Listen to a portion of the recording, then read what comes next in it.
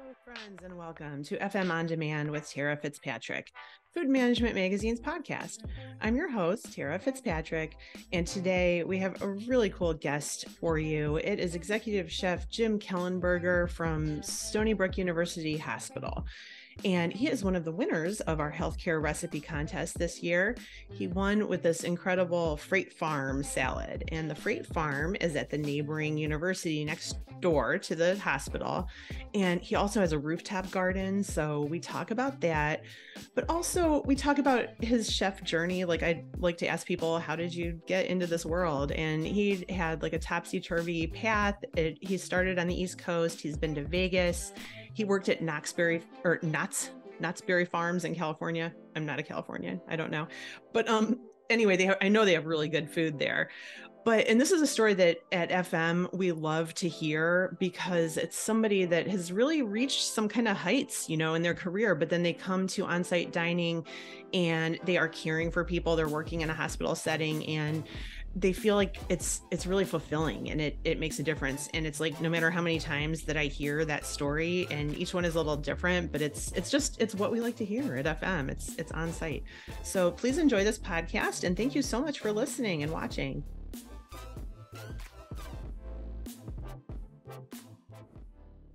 Welcome, Jim. Thank you for being here. Hi, how you doing, Tara? Doing great. And congratulations on winning our healthcare recipe contest. This was Best Sustainable category. And I thought we could start by you telling us about this salad and where all the components come from. So great. Thank you very much. I appreciate it. And on particularly this salad we're talking about, everything's local. I mean, it's actually here at the hospital. So we have both things. We have a rooftop garden, and as well across the street at the university, they're doing freight farms. So I had originally, when the request came in, I had reached out to Tony across the street, who's a gentleman that runs the freight farms through FSA. And I said, I need some salad. I need just give me anything, give me a base, to come up with some salad ideas, so he had sent me over. And then at the same time, we were looking at other items that we pull off of the rooftop garden, which the nutritional side of the hospital, the nutritional piece in the hospital, they wound up having a grant from the state, which we can get into a little more on where that connection comes in. So then there's items that are grown here at the hospital, and they change like anything else. Yeah. So brought it down, put together a salad, and then we wound up serving that out as the special that week as well for the patients inside of the hospital. Oh yeah, and this is a gorgeous salad. We will have pictures that go with this, and also a link back to the original contest so you can see this and the other winners. But it includes romaine lettuce, green beans, cherry tomatoes, blood orange vinaigrette, and candied pumpkin seeds from a pumpkin carve that you had. And it's like, we're almost getting to that time of year again for pumpkin carve. I'm a very fall person. And it's crazy that it loops right back to the same thing. When you said that, like, oh my gosh, where's the time? Again, the time going, we're halfway through the summer. I know, it's crazy. I don't know what is happening with time. So what are generally the best things that grow on the hospital rooftop garden? Like, what have you found have been some like plants that do best up there? So I'm here about 3 years, and when I came in, that program was already in place. That's coming from interns, basically. So there's student interns in the nutritional program that are their work. There's their sweat that's going out there and doing it.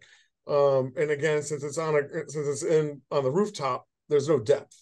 So I couldn't. I mean, I'm not a farmer. I don't go out there and know that piece. But what I'm finding out is those items that need a deeper root aspect don't work. So obviously, so lettuces, everything that a lot of the lettuces we deal with maybe go down 3 inches. Recently, recently, like 2 weeks ago, 3 weeks ago, got some strawberries in. Same thing. Maybe it's 4 inches in depth. They've tried melons and things like that. A little bit of a negative aspects. And I think it might also be our climate here, because they got to start those earlier. Radishes do wonderful.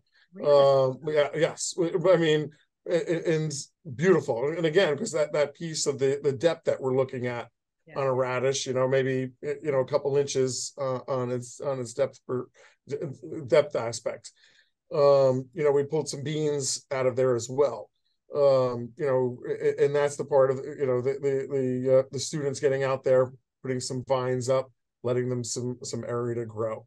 So they're able to pull a lot of things, but when I go and ask them, like, hey, I want some grapes, something that needs 4 feet to go down, no, it's not going to work out. Yeah, that's interesting. I never really thought about it in those terms. And then going back to the radishes, just real quick, a little sidetrack. What, as a chef, what do you think of when you think of radishes? Like, are they better to be raw, or like, do you do anything special? I know some people eat them with like butter, maybe that's like a snack. I don't know. Never understood. I tried it. I was like, okay. So what do you do with them? and it's the same thing as caught me off guard at first. Is like, okay, we don't really play around with a lot of them. Mm-hmm. Still love it raw. The radish takes, for me personally, and some of my experiences, my history and stuff, because the radish reminds me of a French word, terroir, which is talking about everything, the soil, the culture, all of those things put together. And for them, and with the French are typically talking about, typically as we would know, they're grapes. Yeah. But it's still that same piece, because of how it's dealt with, is the flavor that you're looking at. Because when you think of a radish, you might get that little bit of we call the spiciness of it, but you're still tasting the earth, like a mushroom, like truffles. The same thing. You're looking at the earth in which it's grown in, and getting that flavor profile of it. So again, I mean, you're asking me as far as how to prepare.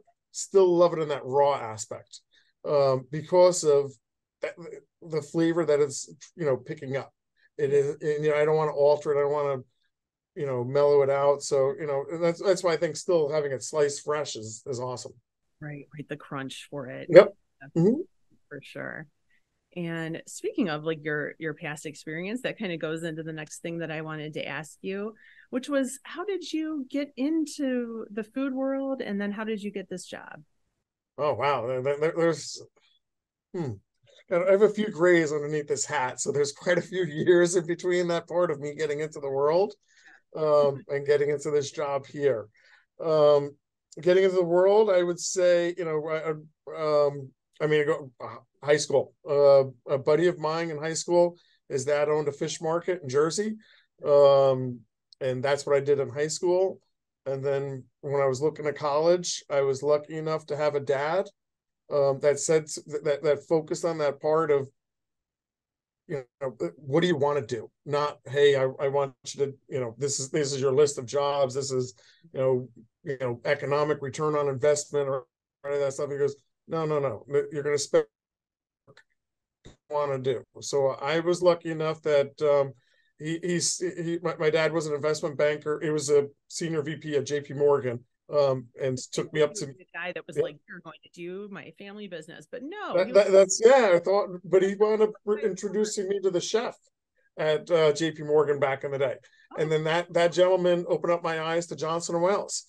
And then, as I was graduating high school, I wound up going to Johnson and Wales. And then, gosh, I could go through all the other little pieces of my life. Places, are most of them around the kind of like New York, New Jersey area? No, I'm both coasts. I left the East Coast in '94, so I went to Johnson and Wales. I finished my culinary degree there, and then a gentleman I was roommates with from the island out here opened up my eyes and said, "Hey, we're going to Vegas." And Vegas was bumping in the '90s. It's still today. Well, yeah, it is. If that's your thing, do you like to go there for fun now, or does it just bring you up? I still have family there, so my in-law side. So yep, but so that's when I go out there, that's where I spend my time. Yeah. And I'm a little surprised when I look at the strip on video.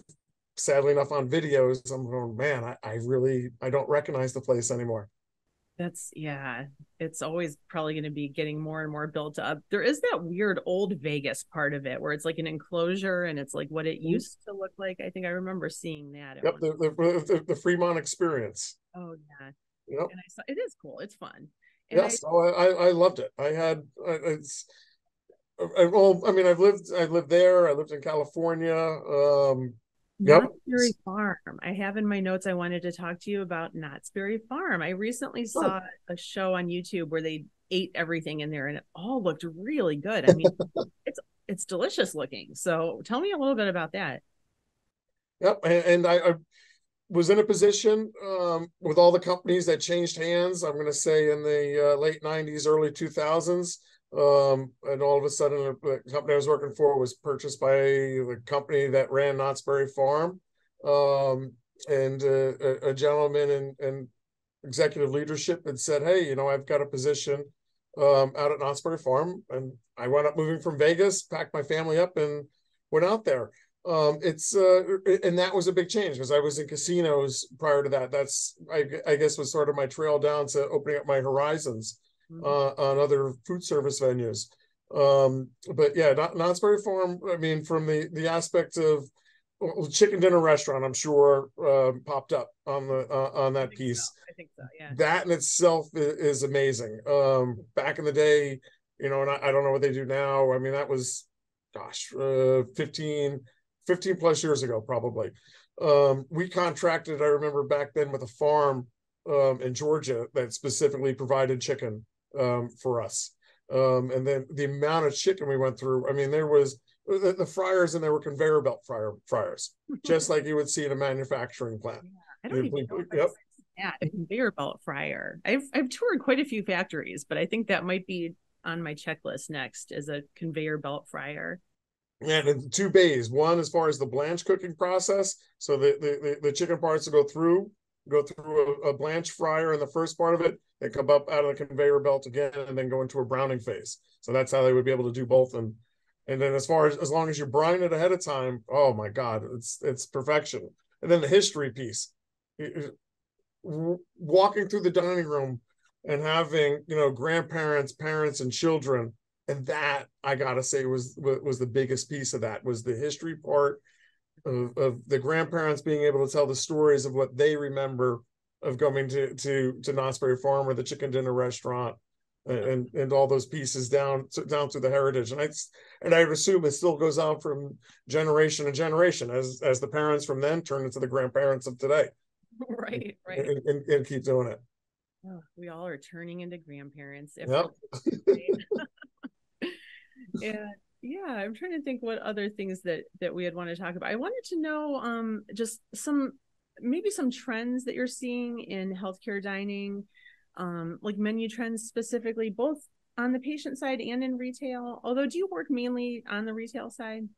Both. So my current position encompasses, or give you some background in the hospital, or 650 plus beds. So, and then we're also tied to the university side of it. So on the patient feeding, and then on top of that's for census beds, people that are staying overnight in the hospital. And then on top of it, we're still dealing with another 100 people, 100 plus beds for the emergency room.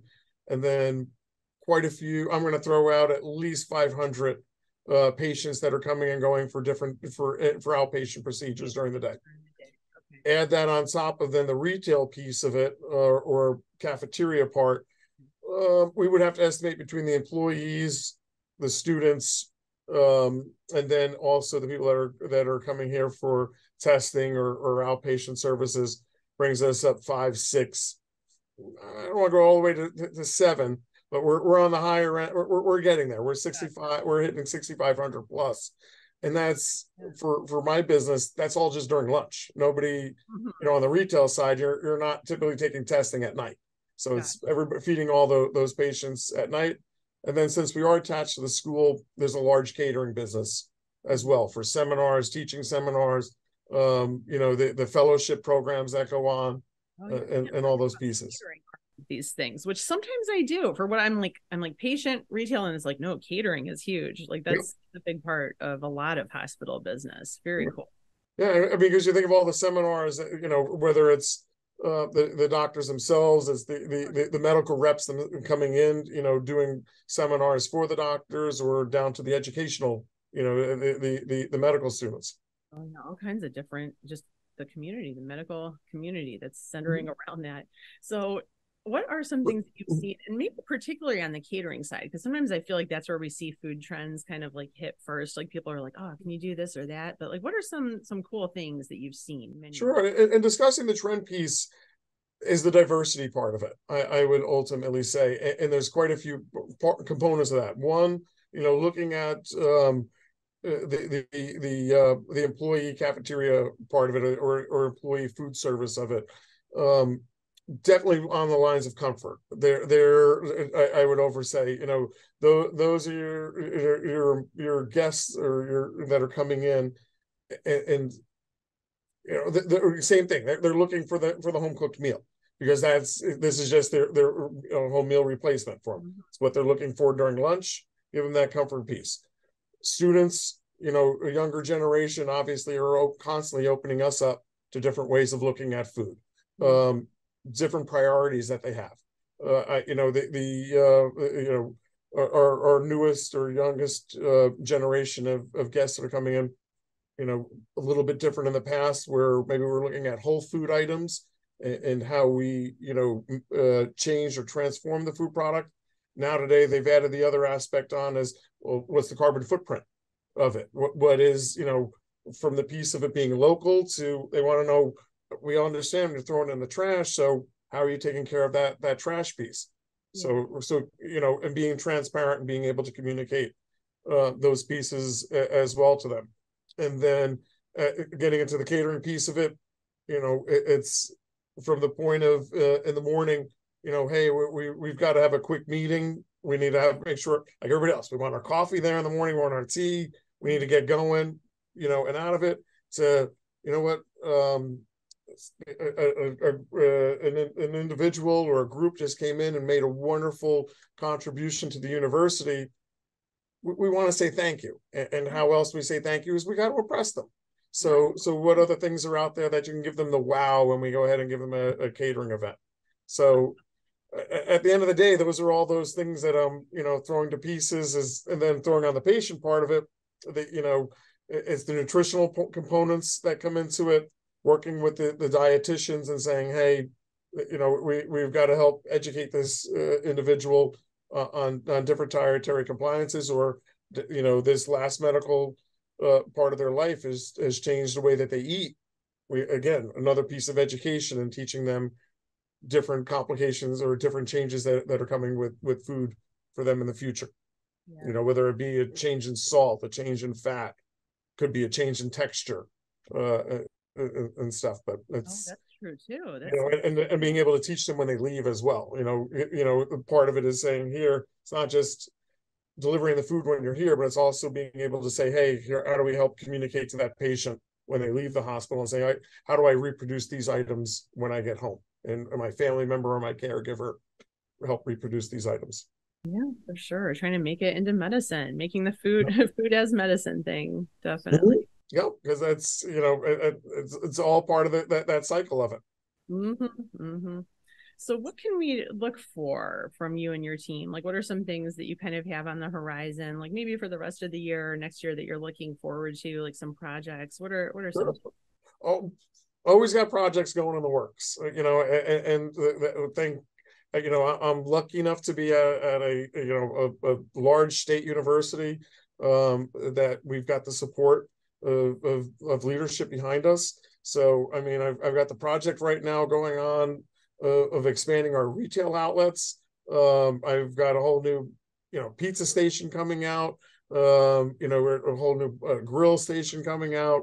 We'll probably wind up expanding our bowl section, our salad section, coming out with other international foods that are going to get tied to that. So I've got probably another 30% of my retail is going to go ahead and get opened up before the students come back, I hope is my biggest plan. So that clock is ticking. I think I'm down to like 6 weeks there before I start seeing a lot of students showing up. Crunch time. I think we all work best under pressure, though. Exactly. Yep. On the patient side, again, is still working with the nutrition department and how else we can go ahead and broaden that horizon. The dietitian I work with, Kathleen, definitely gives me a big push on that piece. That's a part that she champions as far as bringing the garden down. Because I might get caught up with production, but she makes sure that those students are, boom, here we go, and answering the question so it doesn't get slipped. What are you going to go ahead and make with these items? So if you're wind up being a patient here, I would say look at our salads and items like that, and look this, because we'll go ahead and put a little marker on it saying, hey, today your romaine lettuce came from our garden. Today your strawberries came from our garden. We'll always try to throw something in there that wound up coming out of our garden. And again, now that, thank God COVID is no longer, it's still part of our life, because we all have PTSD from it. Yeah. Right. But now that we can all join together back as groups, and all, my catering is exploding. So my big thing is I just got approval. I don't know if the employees of the hospital know, but we're bringing back our Christmas party, our holiday party, I should say. So that's planning for 6,000 employees, whether they're directly here at the hospital or at our offsite locations, and making sure everybody gets a nice holiday meal. And and granted, it's 6 months down the road, but for me, I have to start planning that today. You do, and that'll be wonderful. So definitely, and we will keep in touch with you between now and then for sure. We're so proud of you. Thank you so much for being part of the competition. Congrats again, and we're going to stay in touch with you. Well, I appreciate it. Thank you very much, Tara.